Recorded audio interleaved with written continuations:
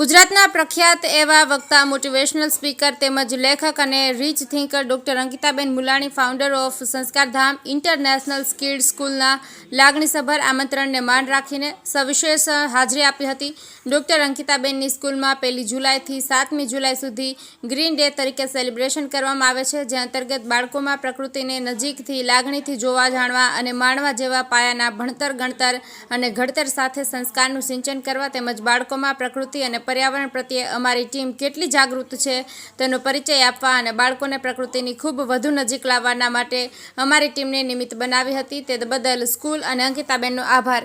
Green army charitable ટ્રસ્ટના 365 green દ્વારા થતી પર્યાવરણ અને પ્રકૃતિ જાળવણીના સાથેની વૃક્ષારોપણની સેવાકીય પ્રવૃત્તિનો પરિચય આપતા બેને જણાવ્યું હતું કે ગ્રીન આર્મી ભારતની એકમાત્ર એવી સંસ્થા છે જે 365 દિવસ ઉગતા પહોરે સૂર્યનારાયણની સાક્ષીએ અને મંત્રોચ્ચાર સાથે 365 સૈનિકોની નિસ્વાર્થ વૃક્ષારોપણની સેવાકીય પ્રવૃત્તિઓ આશરે 1 દશકાથી ચલાવી રહ્યા છે અને 1 લાખ કરતાં પણ વધુ વૃક્ષોરૂપી જતન અને માવજત કરી ચૂકી છે.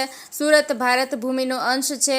મા ભૌમનું ઋણ ચૂકવવા માટે સાથે જ સુરતના છેલ્લા વર્ષોમાં વાતાવરણને બદલવામાં આ ગ્રીન આર્મી ચેરિટેબલ ટ્રસ્ટ અને તેમના સભ્યોનો સિંહ ફાળો રહ્યો છે. સંસ્કારધામ ઇન્ટરનેશનલ કિડ્સ સ્કૂલ વતી અભિનંદન પાઠવું છું. આપની સેવાને સલામ છે.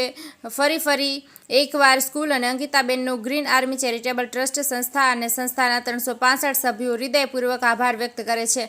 Rajubhai D Patel, Patan news 24. નમસ્કાર.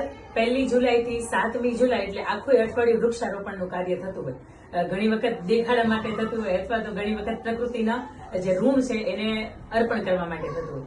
મારી સાથે આપ જે જોઈ રહ્યા છો એ ગ્રીન આર્મીની ટીમ છે, સુરતમાંથી બિલોંગ કરે છે, કે જેમનો આખી જે ટીમ છે 365 લોકોની છે અને રોજ સવારમાં ઉઠીને પ્રકૃતિનું ઋણ ચૂકવવાનું પહેલું કાર્ય કરે છે, એટલે વૃક્ષો વાવવાનું કાર્ય કરે છે.